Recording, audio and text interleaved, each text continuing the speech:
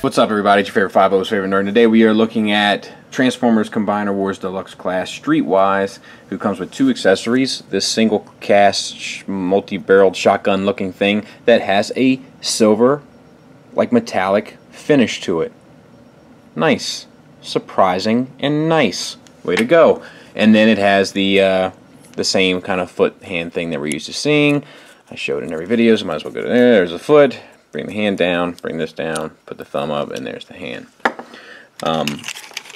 As far as this, there's some significant retooling going on in here. We got new stuff on the hood, these little designs and so forth. We got this light bar. We got some stuff going on up in there. Just some things to separate it from the Dead End and Wild Rider mold. And I appreciate that. I appreciate that as a collector. It makes it look different.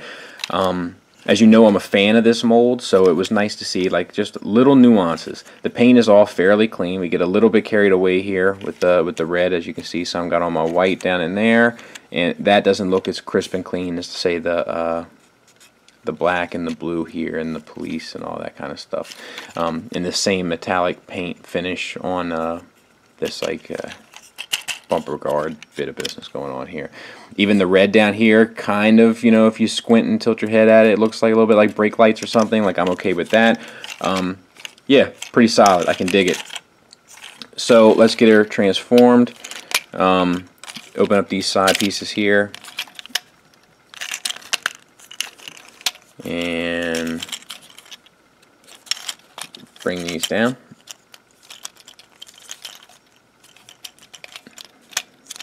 And then you can break the leg apart to get this. We got to get this thing rocking and rolling. So you got to rotate the knee up, and then the knee tabs back into the plastic there. Rotate the knee up. There. Good to go. Rotate the hips. I think. Oh yeah, like that. And then pull that piece down. I'm not going to be doing the limb modes because I did it with Dead End. I don't think I did it with Wild Rider. So if you want to get into that, you can just watch that video. Alright.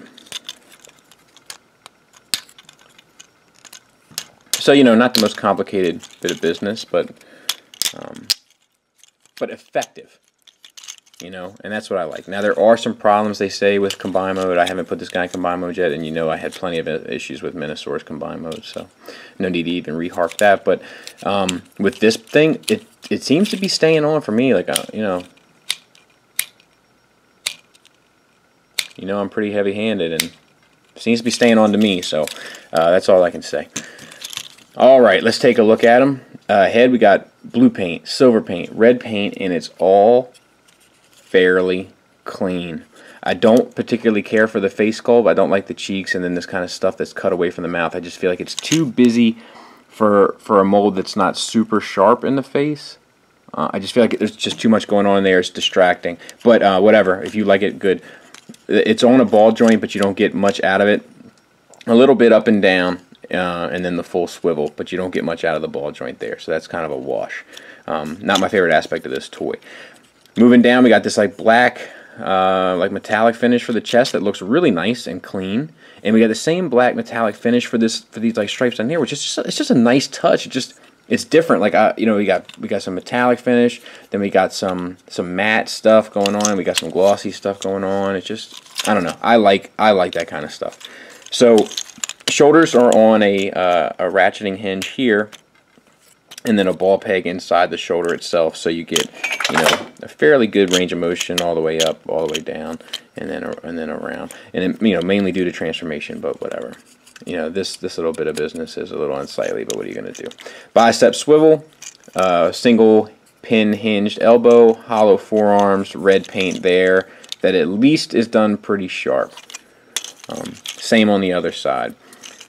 Got the tampered Autobot symbol there. The combiner port comes down much closer to the bottom of the bot's abdomen than, say, that fella's. You know. So I'm a fan of that. Waist swivel, no problems. T-jointed, ball-jointed hips, which for mine are a little loose. Not ridiculously loose, but a little on the loose side. Thigh swivel works just fine. Single pinned, knee, which gets you more than 90 degrees, so no problems there. And then nothing down in this area. So you have to have them kind of in this exact stance in order for the anatomy to sit right on the table, which is my one complaint, my one big complaint of this mold. Back kibble all cleans up fairly nicely. This little bit is a little bit unsightly, but it's not a deal breaker, not by a long shot. And yeah, I feel like this mold is the most efficient use of the shortcuts and the way that Hasbro is trying to save money and so forth. I feel like this mold executes, you know, a good looking figure the best. So there's the four of them, and you know, they look good together. I do feel like Rook looks out of place. You know, it doesn't quite fit with that red, white, and black motif, and it just kind of throws the whole crew off a little bit. But there they are all together. We'll look at Hotspot when he comes in. This is going to be my last Combiner Wars combiner review for a while, because I'm not going to be in for Wave 4 like the Autobot repaints. I'm just not interested. Final thoughts wise, I think this is a good figure. I think it is. I think it's interesting. I think that it utilizes the weaknesses of this line to the best of its capabilities. And at least this one even goes the extra step and adds some nuances that weren't there before. I guess this is supposed to technically be up. You know, but it adds some nuances that weren't there before. And then it goes the extra mile with the metallic finish on some of the paint. Like, you know, just little things like that can really take a toy a long way. My only negative gripe about it is the face sculpt, and, you know, there's just a lot going on there. It gets a little busy, it gets a little muddied. It also has this off-white color to it, and I don't know if I love it or hate it. Like, that's white. This is something else. I can't decide how I feel about it. Like, I like it against the contrast of the glossier finish of the black. I just feel like it breaks it up a little bit more, but I don't feel like it feels nice and clean and crisp like a police car would look.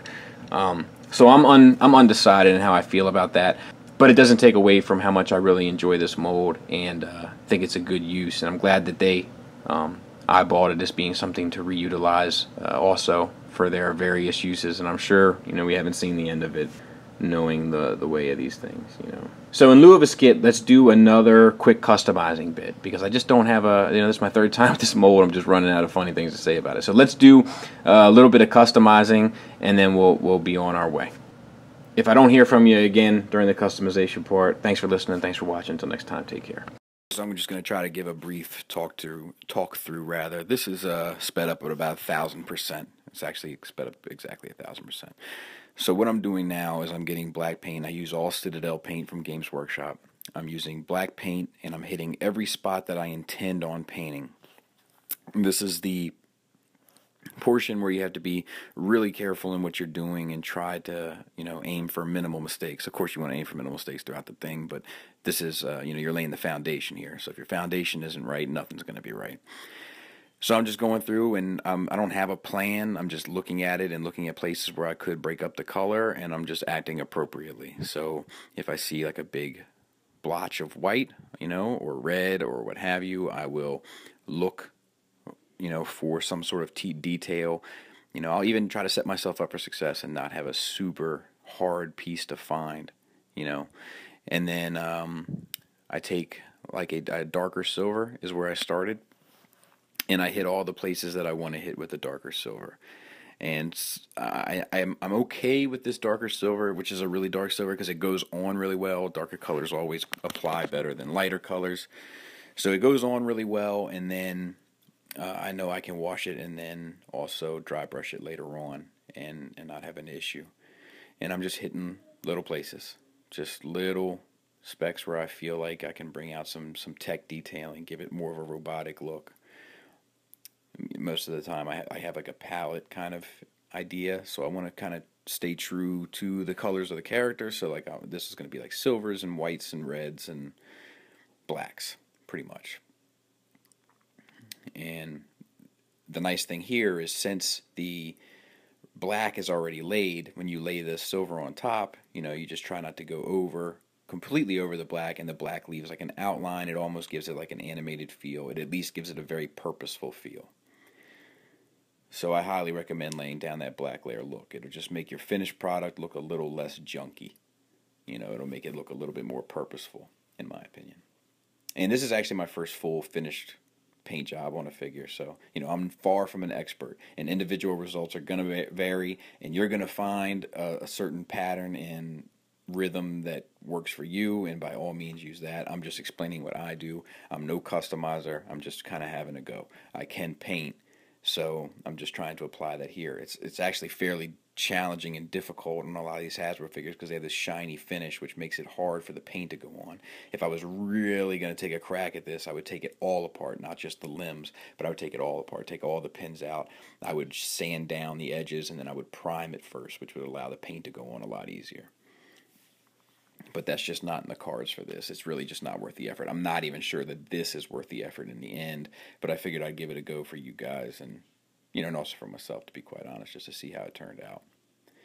So now it looks like I'm applying a lighter silver, and once again, it's just looking at the figure and seeing what works for you, and I'm playing it by ear. Like, as I come across things, I'm like, this would look better lighter, this would look better darker.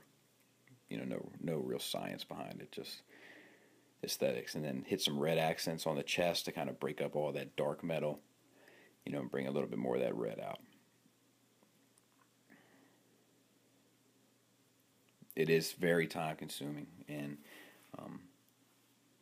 it's definitely a labor of love. So make sure that you are well prepared. It's no joke. You're going to find that parts go on more difficult than others, depending on the finish of the plastic. Just stay at it. Multiple layers of paint will help. I globbed it on at some points just kind of to get through the video, but multiple layers of paint will definitely help. Just don't be discouraged. It will eventually take. It just sometimes takes a few coats. Now I'm panel lining, and I use a Copic pen, and I just try to break up the white as much as possible.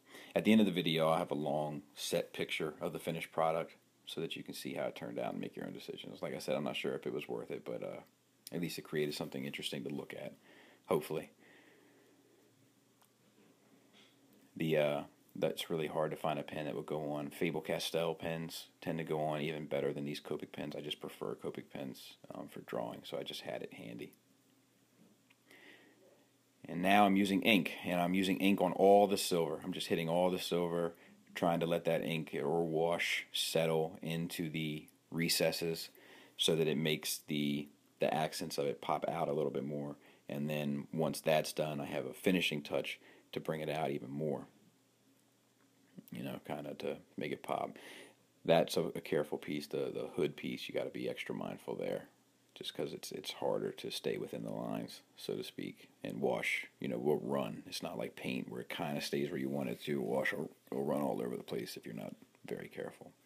And you can water down your wash as much as you want, for like a thinner black, or leave it a bit thicker for a heavier black, depending on the particular finish that you want. I'm applying it to the rims as well because I want it all to kind of look uniform.